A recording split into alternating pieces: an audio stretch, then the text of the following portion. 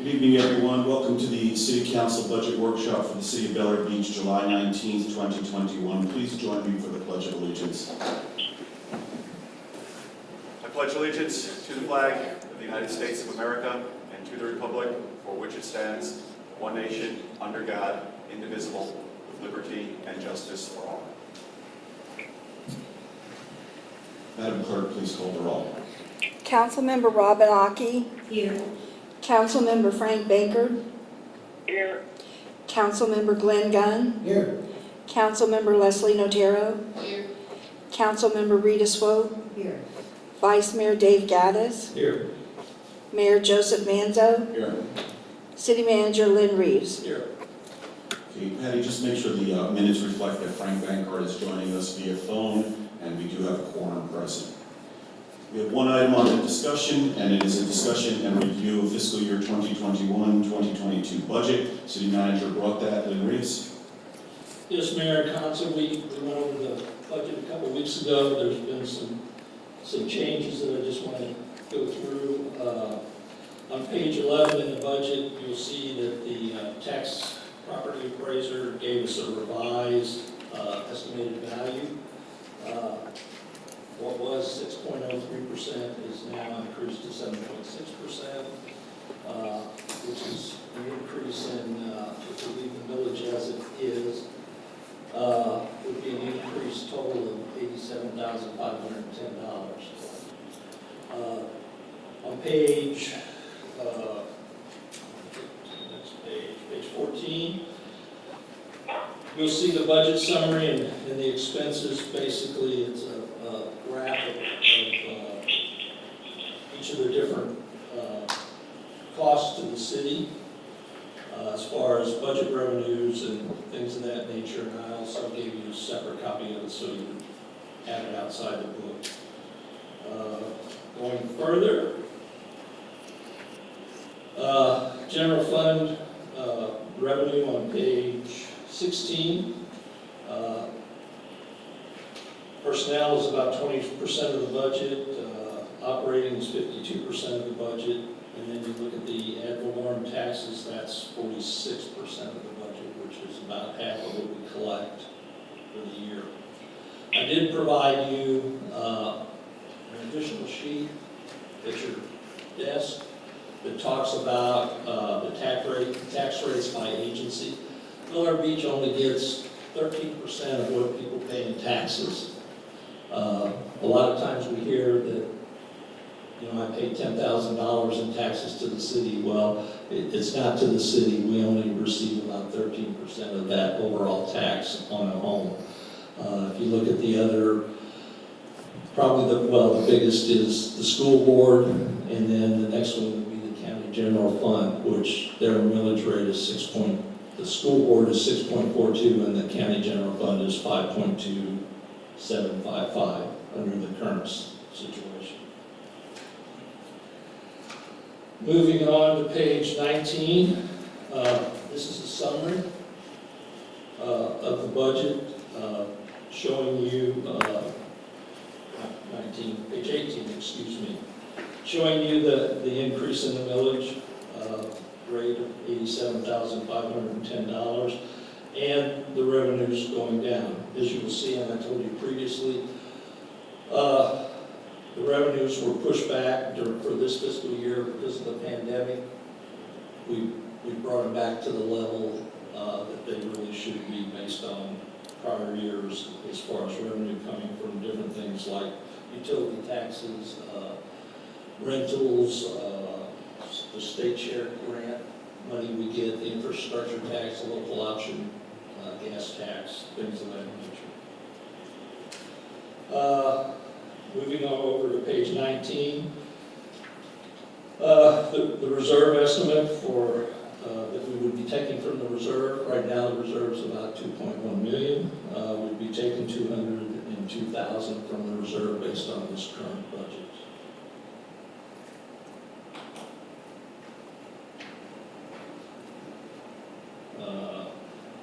Then moving to page 27, law enforcement.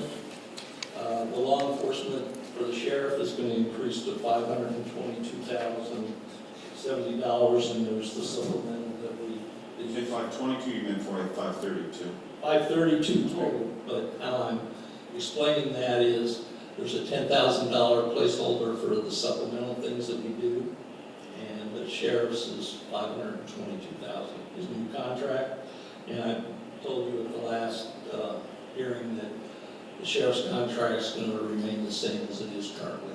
Put it there, there's going to be no separation between us and Bel Air Shore. So we'll get that $34,000 credit that, and I've confirmed that with the sheriff and with Bel Air Shore. So that is correct. Would you confirm it with the Bel Air Shore? Their city attorney. I talked to her and asked her if it was going to change, and she said no, and I confirmed it with Captain Leonard, and he said no. And the sheriff told me he was going to talk to them concerning that. Code enforcement, I propose that we bring the code enforcement back in-house. That'll give us more hours that we can use with staff.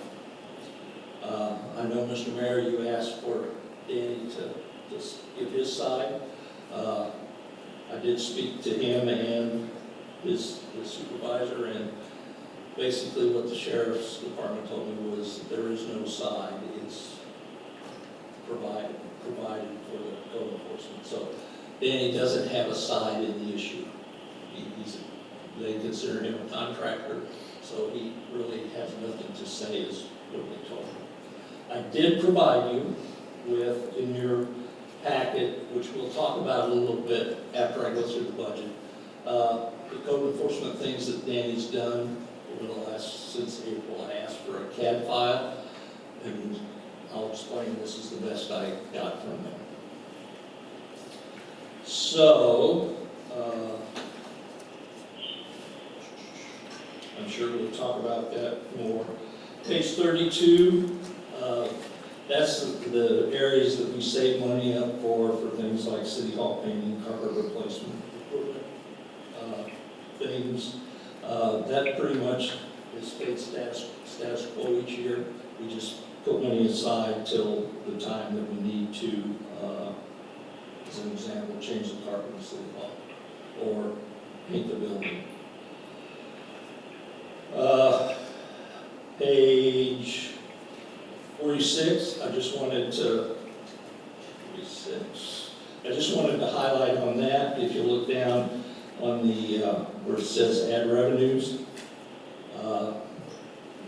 we're showing you the $930,000 that we'll get from Gulf Boulevard. That's the consolidated amount from ours and Bel Air Shores. And you'll notice that the special assessments account, which is the undergrounding, where Bellevue Estates Island dropped $20,000. So, and it's going to be taken with the new assessments that each homeowner will get. So I just wanted to highlight those couple items. Moving on to page 48. Some things that are kind of new in this budget are $30,000 for the video upgrades, $25,000 for dock replacement. You'll notice in bridge repairs for Harrison, and we have a healthy fund there, so I did not put any money in the budget next year for those. We'll forego the bridge repair expense. We will have some expense this fiscal year, and Kyle's working on getting those prices together for the 22nd Street Bridge, because we had a FDOT inspection of it, and there's some things, and every year every other year when they do the inspection, there's squalls, oils and things, concrete that needs to be replastered and things of that nature. So, but the bridge is fine as far as their inspection goes. You also see the Gulf Boulevard in here, so that makes that number look big because of that $930,000.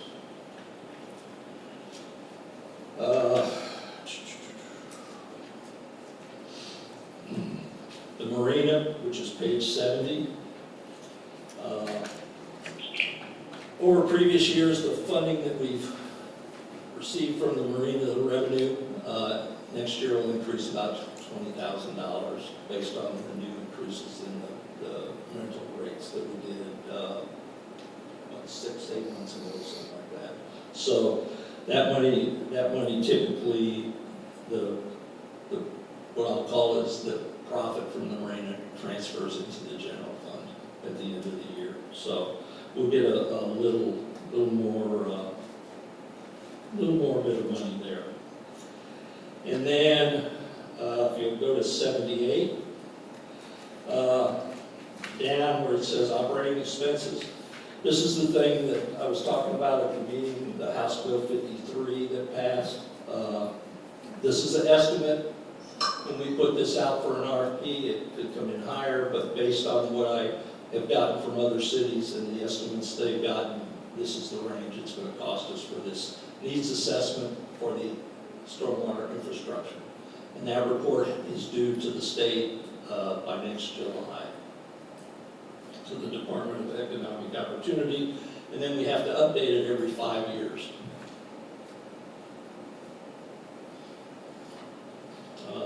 Stormwater project for next year is 17th and 18th Street, and it's $336,000 is projected for that. And we already have on 18th Street put in a check valve. The city staff did that a month or so ago. Okay, any questions about the dollar numbers at this point? Questions?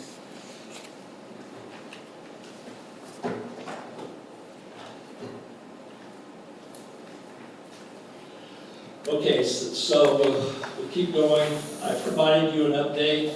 Mayor, Yes. Councilmember Bankert seems to have dropped off, so I need to recall. Okay, we'll wait till you got it, let me know, okay?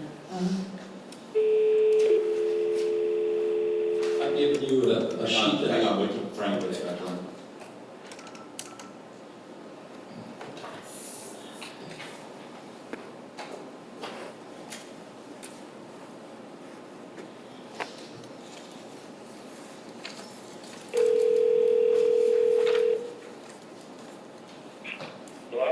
It's Patty, you're on speakerphone. You dropped off, I guess? I guess, yeah, I'm having a hard time. Hear you fine, but I'm having a hard time hearing everybody. Okay. Okay, all right, well, we're going to continue now. Go ahead. Thank you. All right, so before we go off that, I have questions, a couple questions actually. We just got hit with a massive lawsuit. What are we doing about our insurance increase next year? Is that in this budget? At this time, we haven't received our estimate. Usually that won't happen until sometime in August. So if there is a major increase, we will come back and, before we pass the final budget, we will. No, then before we do it, okay. And do you anticipate needing additional legal staff and clerical staff to fulfill that in-house, the requests that will be coming, requirements that will be coming? What requirements? Discovery, legal, I mean, that's, Well, there's going to be I a lot of questions, I'm sure, with this number of people and entities, and I would imagine, and I'm just going by what's happening across the street, they're actually hiring outside people and everything else, so are we going to be able to do that in-house, or are we going to need to bring in people? Because if we do, I don't know if it's in this budget or not. Well, that's not in this budget. Okay. Our issue right now is being handled by the 4 legal cities now. Point of order, I feel like that this is a sensitive matter, and it should not be discussed here in this meeting. What's sensitive about a budget? This particular case, I'm not discussing the case, I'm discussing the budget. So, and if you want to look at the ordinance, the only person who could stop the discussion on the case, which we're not discussing the particulars of is me or the city attorney. I don't see the city attorney, and I'm not calling it a point of order, so it's out of order. Answer my question, please, with regard to how we're going. Do you need a budget to handle potential requests for documents, computer runs, what have you? I'm not again, I could just state in general what may happen. In other words, he's privy to that information. I would like to ask if the members that are involved in this could step out of the room so that we don't have any kind of an issue with us being in here. So I will be happy to step out of the room when these questions are being asked. You can step out of the room anytime you like on any issue, as long as you're here for a vote, and there's no vote on this. Patty, would you call me back in when we get past these polling questions, please? Yes, Let the ma'am. record reflect at 6:15, Rita School pledge the chamber. We'll put it on when she comes back. Do you understand the question, Mr. Reeves? Yeah, I understand what you're Do you need saying. extra help, or can you cover it in-house? Yes or no question? Well, I think that's something that I would need to have a discussion with the league insurance representative. So until I do that, I can't answer it. So it's not in this budget? No. Okay, that's No. it. The other thing I'd like is a salary chart by individual, not broken out by department. I don't remember seeing that in here. I know in some cases, like for example, city manager, it's very obvious that's you, but there's split things, particularly with code and stuff like that. I would like to know what each position we're paying, what each person we're paying for. Just a supplemental schedule. I don't need it today. You can give it to me for the next budget meeting as far as I'm concerned. Mayor? Give it to everyone. Does that end the discussion where council members will excuse yourself? Have we moved on? I'm not sure why she excused herself, but yeah, I have no more questions with regard to staff. Okay, thank you. Okay, she's coming back. Are you ready? Yes. Thank you. Reeves Wolf's back in the chambers at 6:16. Okay, Mr. Reeves. Well, so you're asking you want to know exactly what the salary is by each department, By each person. by person? Yeah, because some people split departments, particularly with this code thing, so I'm having a hard time getting a handle on what we're paying people. Like I said, some of it's very obvious. I know what yours is because you're your own department, a sole department, but some of them split out. So a supplemental chart just showing what we're paying. That's not a problem. Yeah. And I don't need all the benefits and all, just the salary number, the base salary. We can figure out the rest of it if we need it. That's it, that's all I had. Anybody else? Mr. Reeves, you can go over the contract. Okay, every year I've been providing you with an update of our contracts. You'll see the numbers that we've spent or encumbered in the prior year, which is this year. Like the sheriff was $503,808. So this year, the Duke Energy franchise, well, actually, I'll start at the top. We're talking about the code enforcement, which we'll have more discussion about that, and the value of the contract. And what I proposed in the budget is a wash. It's not going to cost the city any more money than it currently does. Sheriff's contract, that's a definite at this point. Sheriff Galtieri told you exactly the data. Yeah, so, then we go down to the city attorney. I made another comment about, we need to look at some cost containment, because year to date, we've spent $33,000, and if it's going to continue like this, then we need to increase the budget to some level. Well, I'd like can I to- make that comment? I would like to see us, I mean, it was a big conversation and ordeal when we had Marino in here for us to not be voting into contracts. I really feel like at this point that we should put on our next agenda to have the city manager go out and advertise for legal services so we can see what else is out there, what our options are, so that we can take a better look at this like we did when it was the city attorney Marino. I agree with that. I think that this should happen. It's gone too long, and we need to see what else is out there. I think it's time.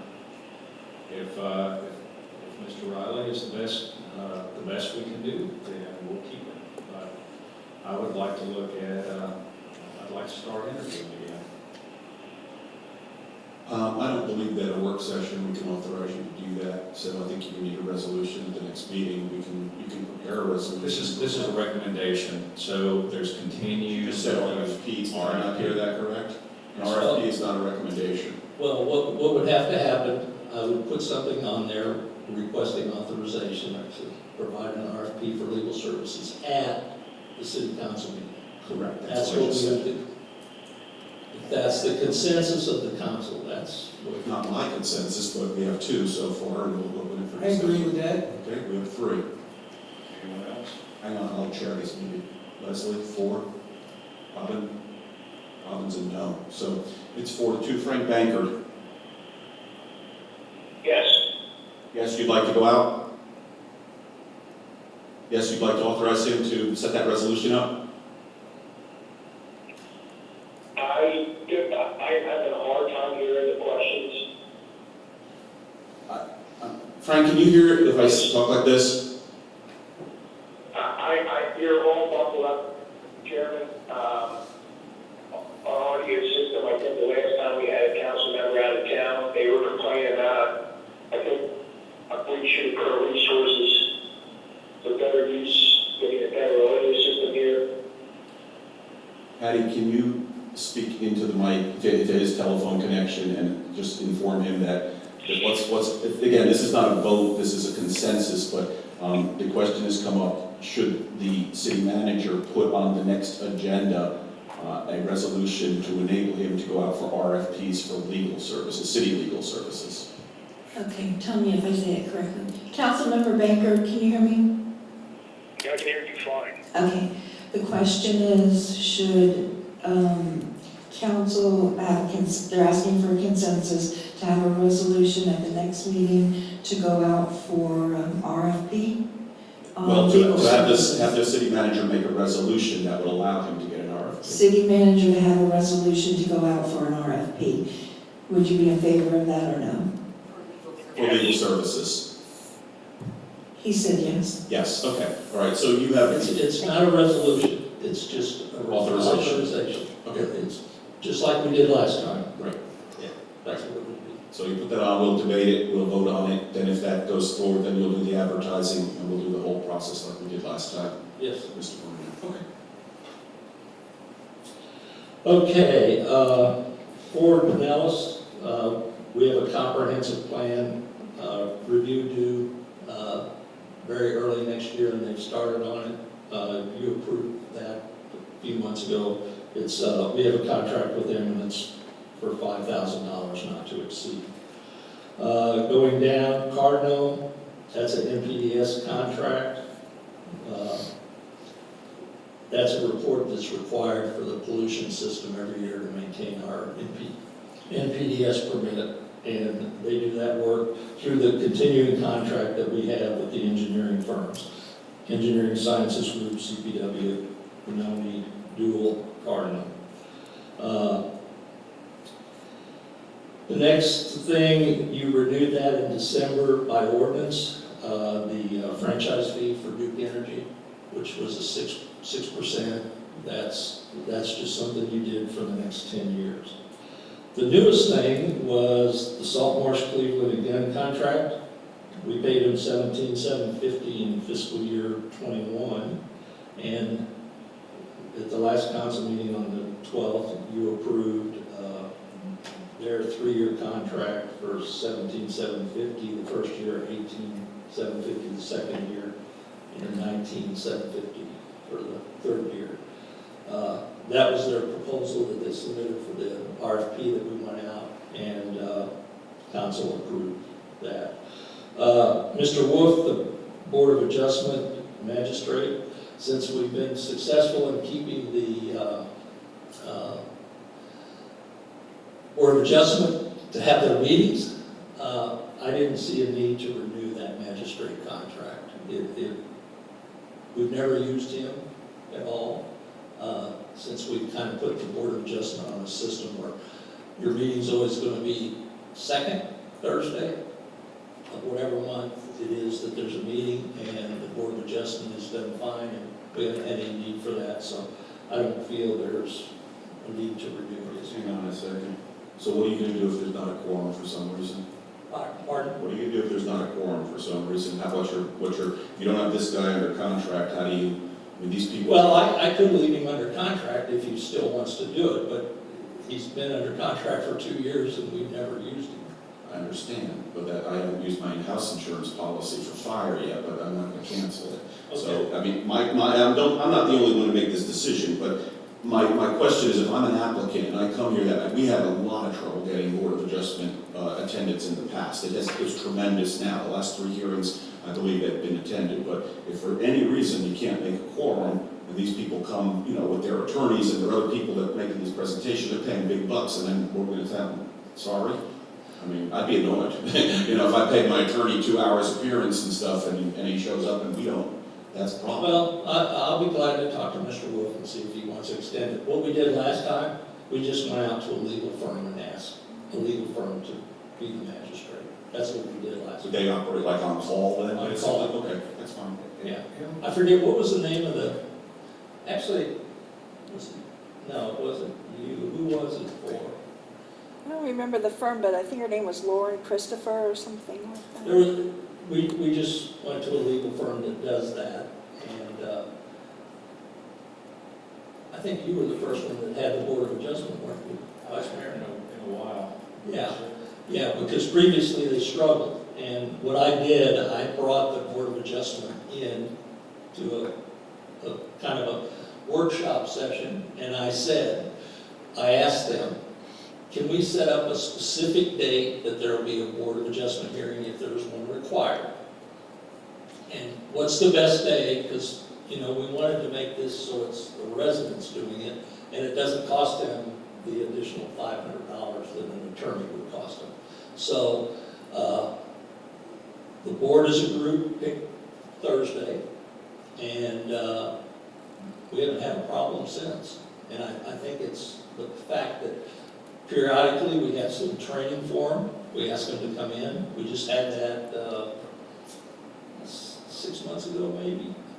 We had a training session for them. We went through, everybody that came, there were a couple of people that were missing, but for the most part, they went through the training, so they're a little more up to date. So that was, I think that process has helped. Look, it's a suggestion. I don't really care. I'm not coming before the Board of Adjustment, but somebody may, and I think that they deserve a hearing on that night, and you have a pinch hitter in case your team is absent. That's all I'm saying. If you want to have it, fine. If you don't want to have it, then you deal with the applicant. It's up to you. If you could have someone on call, that's fine. Chances are they're never going to get used, based on how things are going, right? Yeah, that's kind of where I'm at with this, and we do have the capability to have an attorney come in. Good. Okay, so let me make sure I got this straight. 18 through 2018 through 2020, we had the guy under contract, and then we dropped it in 2020. Yes, we haven't used it. Haven't used it at all. Is he on the call? Actually, I haven't even talked to the individual because he, but like I said, we do have another firm that we can call. I was just wondering why this was even on here. Well, I wanted to I try to be transparent and make sure everybody knows our contracts, where they're at. And so I just wanted to let you know that I don't, his contract expired during the pandemic, and we just, it didn't see the need for it. But I will ask him if he would be an on-call person, just like the girl that we used.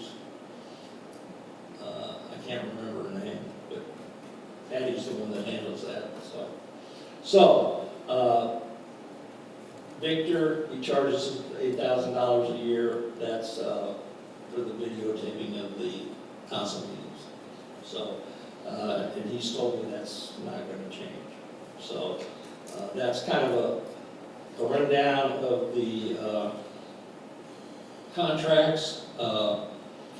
Actually, for the most part, I'd say till 23, probably, we don't have a lot of contracts that need to go out, really, at this point, other than now the request for the RFP. Excuse me.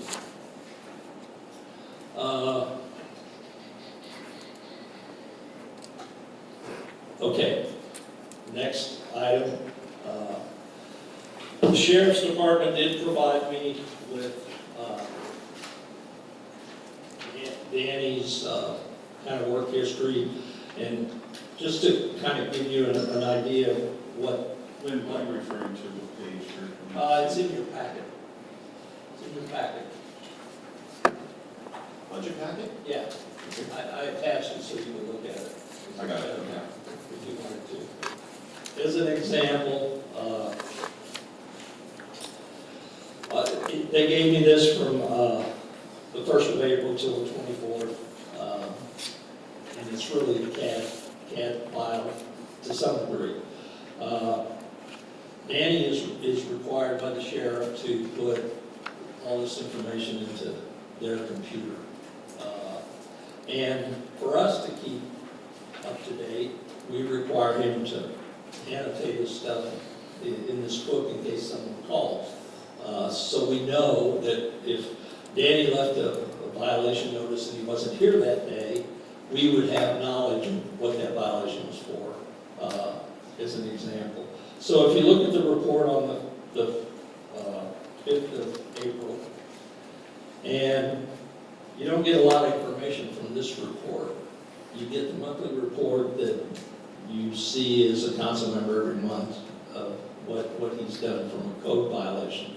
But as an example, I'm just going to start with the 5th. I just want to give you some kind of concepts of what he's picking up.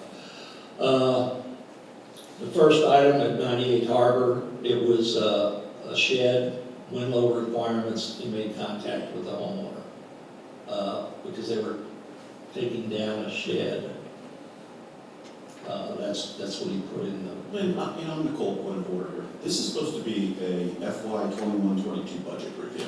Now, I have no problem if you want to go through this, separately, but I don't see that this is a budget. Well, I'm just trying to. It's a performance review, and I just wanted, I'm hearing tonight that this guy's doesn't able to speak, and I'm going to confirm that with him. But I find that just unbelievable, but not amazing, but unbelievable. But if we're going to go over this, he's a citizen. He can sit in that audience and speak all he wants if he wants to, as far as I'm concerned. I just would like to make sure we keep the budget with the budget. And Well, this is part of the budget, because what I'm recommending is we bring it in-house. We would contribute about 40% of Laura's salary to code enforcement, 40% of her time, which is more hours than we currently have. We would hire a part-time person to help in the office during that time frame, and it's a wash. It's not going to cost the city any more money either way. I will tell you that Danny and I have talked. I've talked to the supervisors. We've had this discussion about code enforcement and some things that we've had residents say that, hey, why did he get this person across the street and didn't get this person across the street on the same street on the same day? So those are things that I have concerns about. And now with the new code enforcement law that says if you make a complaint, you got to tell us who you are. And I think that is going to restrict some people from making complaints because they don't want to tell on their neighbor. So I think our code enforcement needs to be more visible and more proactive in that portion. Now, if you want to pay the sheriff's office for equal amount of hours, it's probably going to cost about $50,000 a year. So I'm looking at the benefit to the city as far as cost-wise. That's what I'm looking at. I'm not saying Danny did a horrible job. I'm just saying that there are things that we really need to, as an example, somebody didn't cut their grass. And Johnny next door calls. Okay, well now they're probably not going to call because they don't want their name associated with the code enforcement thing. Prime example, today, although we've been monitoring this house, we had a call about some people that were up till 12:30 at night in a swimming pool. It's a short-term rental, and we've been monitoring it before we had the call. And we did make contact with someone that was renting the house today. But that person that called this morning didn't want to file a report because he didn't know his name.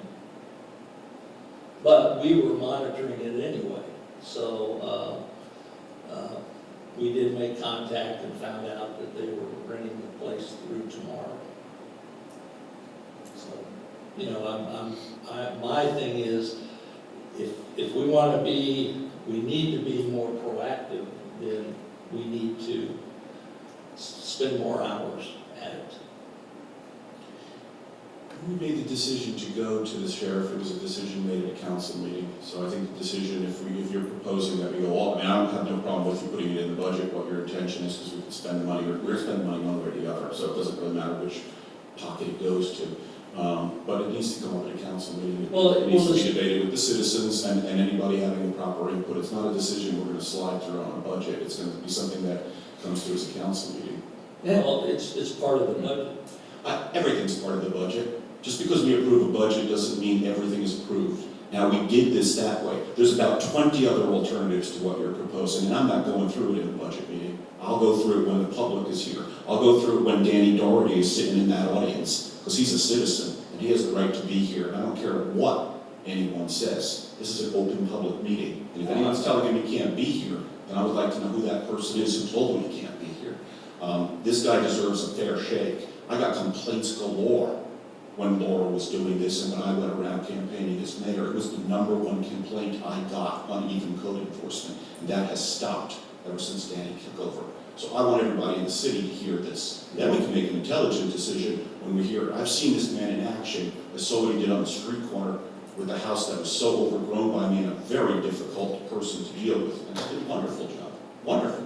Without issuing a single citation, warning, summons, he just worked with the guy. That house looks really good today, you know, so, and I know some of the stuff he's done around the city where he's went above and beyond the call of duty, so I think that story needs to be told, you know, in a fair way, and then if the council decides they don't want to go that direction, that's the count, everybody has a chance to have their input, but it's not something we blow off in a budget, I don't think so. Yes, Glenn? This whole issue had its birth in a budget meeting because when the council looked at the line items, they thought perhaps there was a more efficient, more effective way of dealing with code enforcement. So with the acquiescence of the city manager, we said, hey, you know, other cities are using sheriff's officers to assist with code enforcement. So we went down that route on a probationary period. We knew we were going to look at this thing and see how it worked. Well, we've kind of wrestled with it even longer than we initially thought we would, and we've tried tweaking it and adjusting it. And I think the city manager's looked at it in depth because he deals with it every day on a tactical basis. And his observation is that he can do the job more efficiently, more effectively, and a cost-neutral basis within-house. So I think we need to consider it in a budget perspective because that's how this whole thing came about. And if it needs to be discussed at a council, that's fine. Let's not lose sight of the picture that this guy deals with it every day on a daily tactical basis, and he's saying he can do a more efficient, more effective job by reorganizing within his staff. So I just want to make sure we not lose sight of that picture. Thank you. Can't you just put it on the next agenda for the city council so that we can just set it out there, discuss it, vote on it, and move on so we don't kick the can down the road forever? I mean, I know this has been going on for a while as far as concerns with the code enforcement and not having it in-house and stuff. Can we just put it on the agenda and so that we can vote on this and move on? I mean, I've given you what I'm going to tell you. Yeah. I'm not going to tell you anything differently. I'm just going to tell you that if with the changes in the law about not being able to, people not wanting to share their information, I think it's incumbent on the city to be more proactive in it. And if that's what the council wants, then from a cost standpoint, then we're gonna have to increase his hours. And that's fine. I just think from a cost efficiency, and we keep talking about expense, and we're thinking, you know, you say we have unlimited budget, if that's what the council thinks, then that's fine, but I'm the one that is responsible for the budget to the council, and I'm making the recommendation that we bring it in-house, so. And we can put that something on the thing, discuss code enforcement, if that's what you We're want. not going to discuss it, you're going to vote on whether you're going to do it in-house or you're going to do it with the sheriff. It's not, we can't have a discussion item, we can have a discussion. Well, that's what I mean, sections. discuss it Yeah. with code enforcement, or Right. however you want to. It's fine, notice it, and let's get a decision then, and the council can make the decision whichever way it wants to go in a full public hearing. So how should that line item read? Is there a consensus so we can kind of draft a motion for agenda? I mean, my opinion is to take the recommendation of the city manager. He's put thought and observation in this thing, so my opinion would be to draft a line item for the next council agenda, moving forward to give the city manager authority to bring it in-house and reorganize the staff accordingly. I agree. That's fine, that can be your agenda, it's still going to be voted on and Yes. debated, and it'll be up for public comment and whatever. I'm just putting it in the. Yeah, no, that's fine, yeah, that's fine. It's authorizing him to proceed, and then you'll know what you have to do in terms of, you know, where you're going. But I want it to be heard, and we decide, I do remember, if we have to, I'll have Patty go back through the stuff. I remember having a vote when we actually decided, well, putting it in a budget is one thing, we budget a lot of stuff. We budgeted for, buoys, are you gonna put them in? Before you put them in, you need to come to us and say, I'm putting in the buoys, are you okay with it? And we say, yeah, go ahead. Or we say, no, don't do it. So that's the same thing here, it might be in the budget, but let's, we heard you, I know where you're coming from. I also know what I've seen, so I want, maybe I'll be the only person defending them, what else is new? But I want to hear it from Danny, and I'm inviting Danny. The mayor of this city, Patty, is inviting Danny Doherty to this meeting.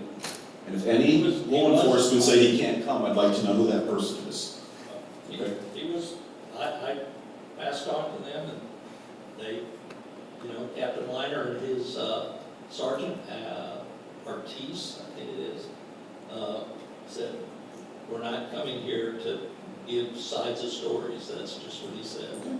They have the option, just like we did with Salt Marsh and the other auditor, they're invited, okay? If they choose to stay home, Yeah. we'll listen to what you have to say. Okay. Okay, Go. I've covered, are there any questions or things that the council is wanting to add or subtract from what I've proposed, or what the staff has proposed? Council. Yeah, I'd like to ask a question about the generator budget. In the last council meeting, there were a lot of, well, I won't say a lot, but there were a few people that brought up we should have a generator. And I see that there is some money allocated. Is that a 5-year plan? Yes. And that's quite a large amount of cash at the end of that 5 years. Can you kind of explain to me how that's supposed to work? It's like we do with our savings accounts. We just put money aside each year.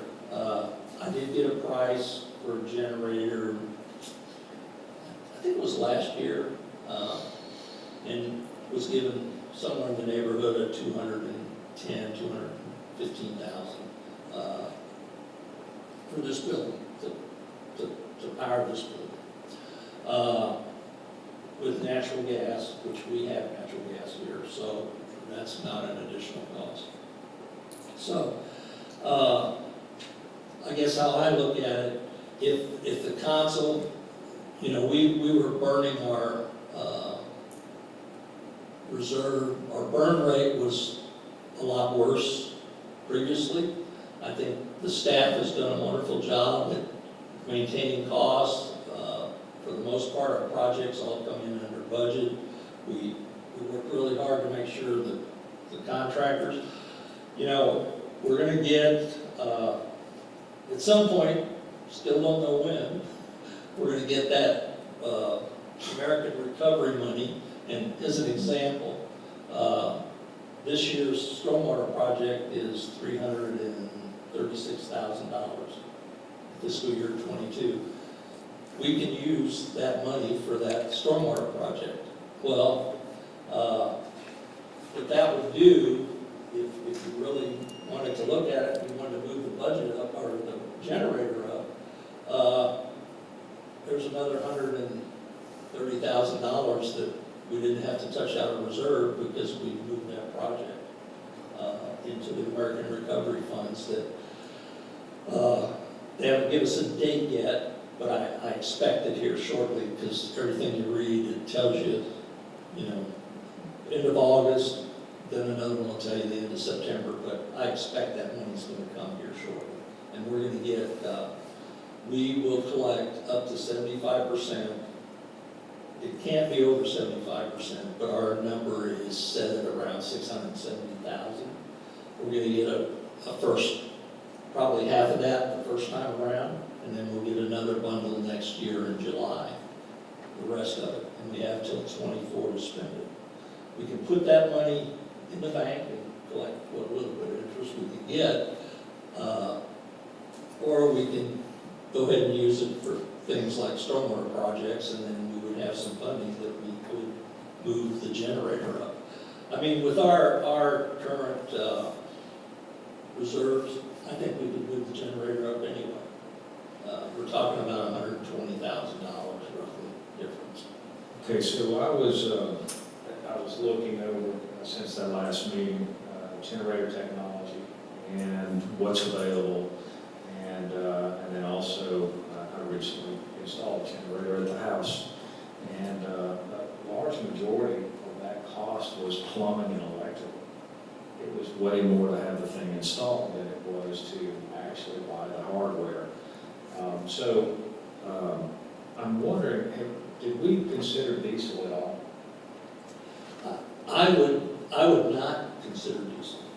And the reason I wouldn't is if you have a natural gas line, the chance of that staying hot is a lot higher than the chance of me being able to go up to where we get our gas up here at the convenience mart and get diesel if there's a hurricane. I will tell you my experience in Oldsmar, as I replaced three generators in Oldsmar, smaller ones, 80 kWs to 200 kWs, and that's what we'd be looking at. And I converted them all to natural gas. Yeah, because, you know, is yours diesel? We're diesel at the factory, but I'm not really sure why we did that. But I know that it's a nice all-inclusive package where there's a large holding tank. And I think we're good for about 7 days. So, I don't know, just throwing it out there. Just want to make sure we're getting the best quote we can get. Well, I can go out and get another quote. We'd have to put, which you probably know this, Dave, since you got one, you gotta have a transfer switch, which would be put next to the panel in the electrical room here. And then you'd put a location for the generator, probably somewhere outside the building where we could get the closest connection to, and it would be probably,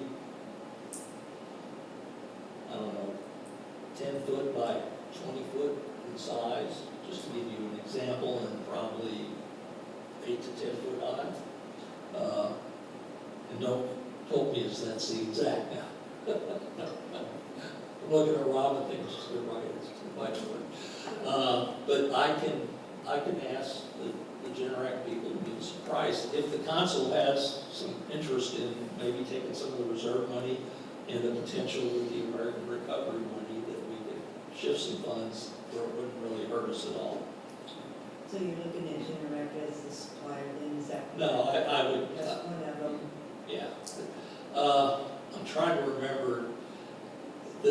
little Generac local distributors don't typically handle the little tiny ones. You gotta go to, There's a company in Tampa called ACF.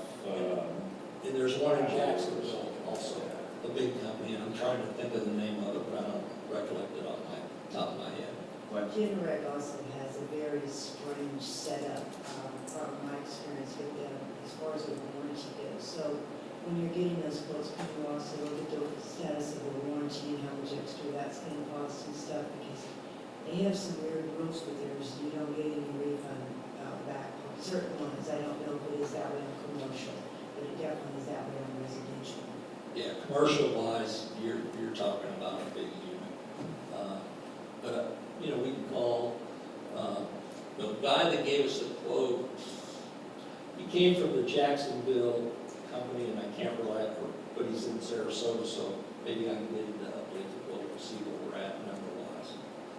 I mean, that would be a benefit to have this building, although the Hurricane of 17, this was the only building that had some power in it after the first day in the city. I mean, for the most part, most of the homes didn't have electricity.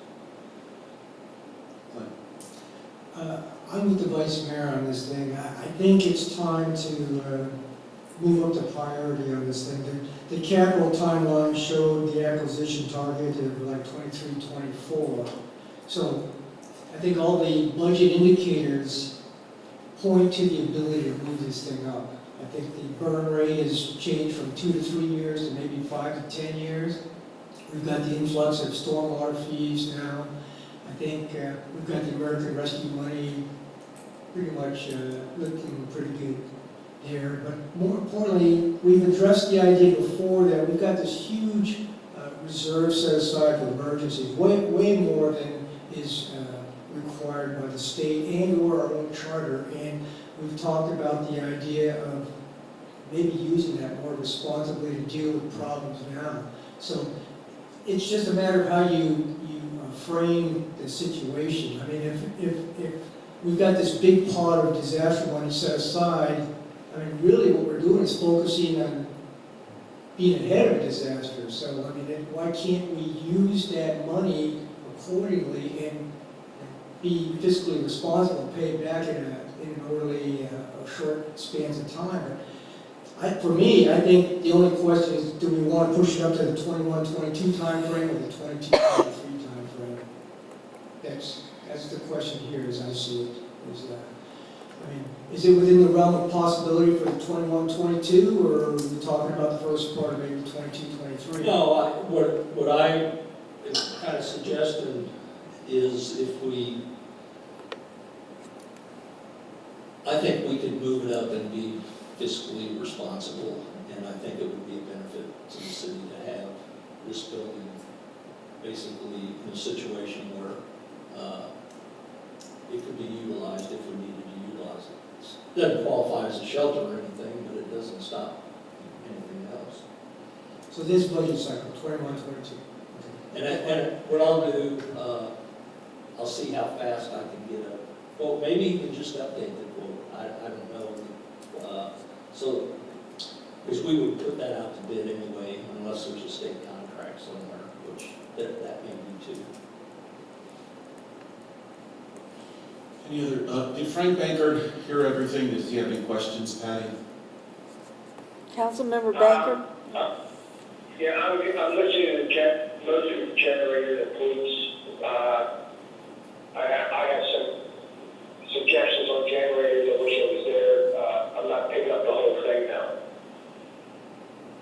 Well, when Frank gets back, if he... There'll be another, yeah, this is going to be He can- council session. So. Frank, when you get back in town, if you've got some thoughts on the generator, just stop by and see me. Yeah, I just think Caterpillar has been making generators forever. We should contact Ring Power. I think they're the That's who it is. down here. Ring Power. They probably give you a good price. I know we'd have to go out to bid. Well, this is going to be bid anyway for that kind of number. We're not sole sourcing this one. Any other council comments? I had a citizen hand. Josh, you have to, is this on? We're going to use this mic up here? Yes. Okay, come right up here. Name, address, and 3 minutes.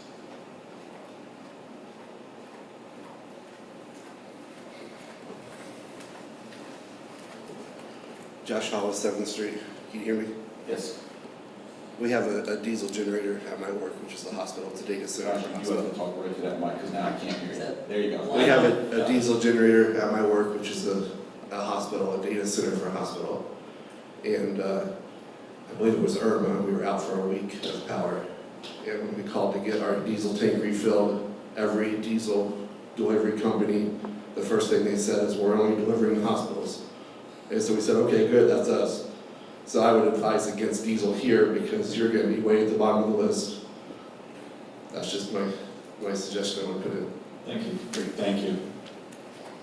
Anyone else? I would agree. Okay, back to council.